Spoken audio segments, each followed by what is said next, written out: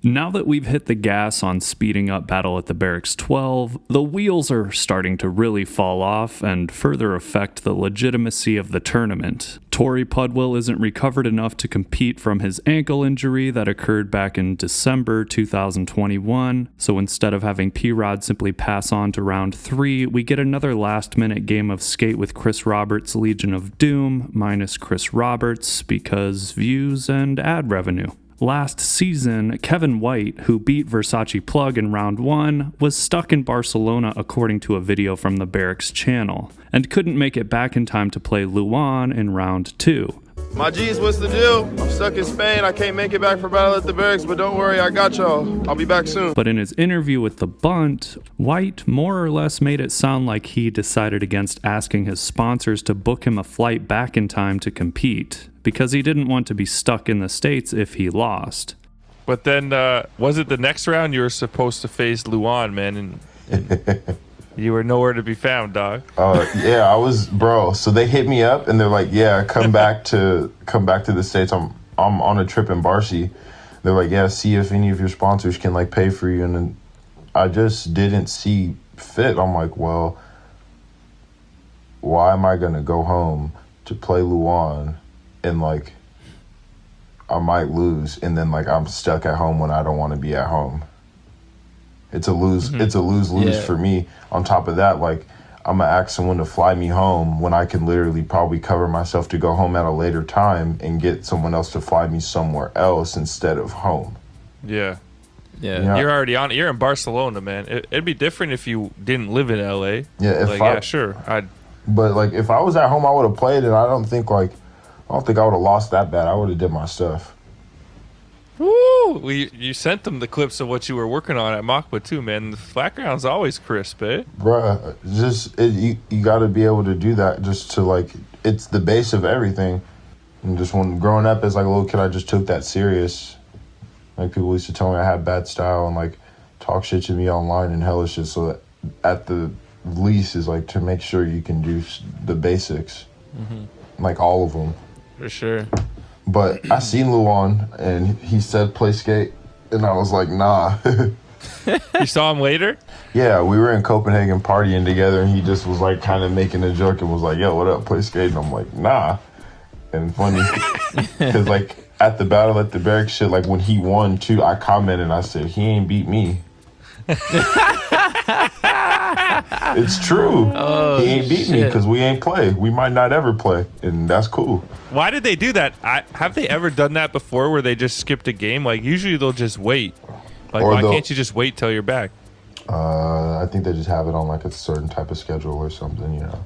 Luan would go on to actually win the entire tournament, and did so impressively, but he didn't have to fulfill a second round. It's likely that Luan would have beat Kevin anyway, but he also might not have, and instead got a pass to the third round, a privilege no one else enjoyed that season. The topic's been beaten to a pulp, but how long is it going to take before the Barracks decides to get more official with the tournament and maybe even have skaters sign contracts to be obligated to compete like they do in Street League? Torrey's injury happened 5 months after his first battle in Season 12, so you can't blame him for needing to go out and get clips while waiting for his next match. But if he was contractually bound to compete in Battle at the Barracks, Pudwill, his sponsors, and the Barracks might have figured out a way to rearrange things and expedite his competitive obligation before an injury could occur. Contracts might piss some people off who want this tournament to be only a fun type of competition, but now P-Rod is going to get his second free pass to round 4,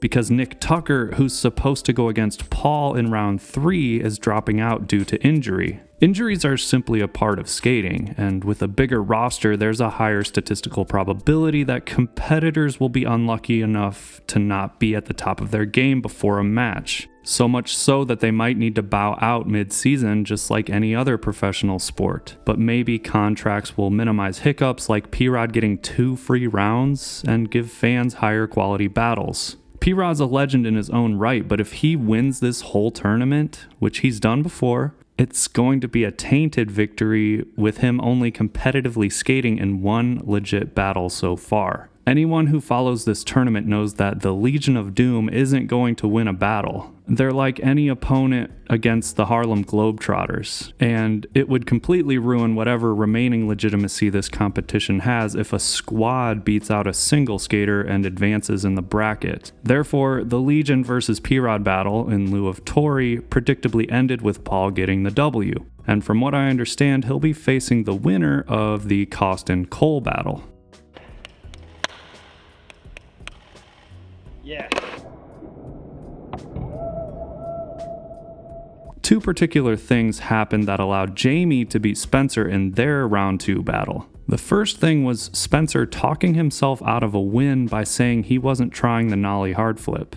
All right, so I landed the nollie hard flip right, so I wanted to be clear that I wasn't trying a nollie hard flip. It looks like I landed a trick, but that's not the trick I was trying, so it was like... It's true, he already landed and gave Jaime letter K with a nollie hard, but there's still no rule that says you can't give someone more than one letter on the same trick. It should be a rule though, because in an extreme scenario, someone like Aurelian could do 5 hard flip late flips and skunk everyone he plays, which wouldn't be that entertaining. Spencer had Jaime at letter T, with Barton only on S, when he called himself out on the nollie hard. So did he purposefully negate his own efforts to extend the match and or buy Griffin some time? The second underhand pitch Griffin received was when he missed the 3rd consecutive pressure flip late Casper. If Spencer lands the nollie laser, Jaime might not have had a 4th opportunity to land what would eventually become the death blow. History shows that getting obsessed with continuing to try a trick you've previously missed on offense translates to an L. Chris Cookie Colburn couldn't let go of a cab flip in his round 2 battle with Sean Malto from season 10 and eventually lost that match. We've brought it up more than once, but Shane and the nollie big late flip arguably cost him the season 10 title.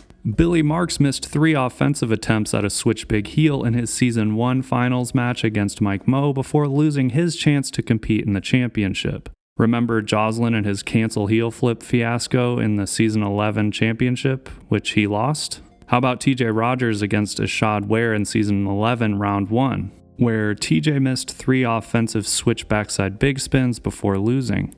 Mike Moe and the 3 failed offensive Rick flips from season 11 round 3 would give Tom Asta a finals night berth. Gustavo Ribeiro and the backside 360 kick flips in his season 12 match versus Seva allowed Krutkov to breeze on to round 3. P-Rod eventually landed a varial double heel flip after 3 previous offensive misses and even gave PJ letter T in the season 6 championship, but we all know it was Ladd who won that match. Funnily enough, that season 6 championship battle draws another parallel to Spencer waving his offensive rights from the nollie hard flip.